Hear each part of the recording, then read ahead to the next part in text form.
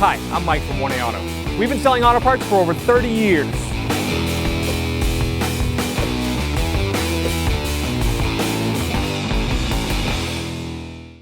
What's up guys, I'm Andy from 1A Auto. In this video I'm going to show you how to reset your fuel shutoff switch or inertia switch in this 2012 Ford Escape.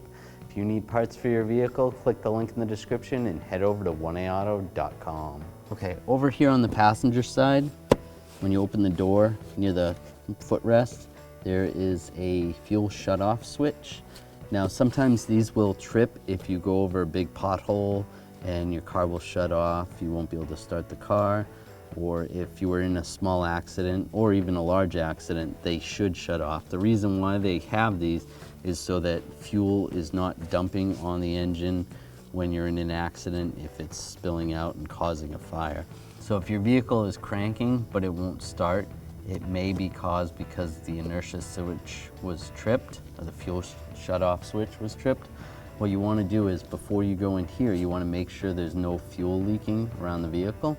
So you shut the key off, and then as long as there's no fuel leaking, come over here. You're gonna feel inside, pull this cover up, feel inside here. You're gonna push down. There's a little switch that you push down. When you push it down, that's gonna reset it. You can close this cover. Then you can turn the key on for about 10 seconds and shut it off. And then you're gonna wanna run around the vehicle and check and make sure there's no fuel leaking again. And then if everything's good to go, you can just start the vehicle and be on your way. Thanks for watching. Visit us at 1aauto.com for quality auto parts, fast and free shipping, and the best customer service in the industry.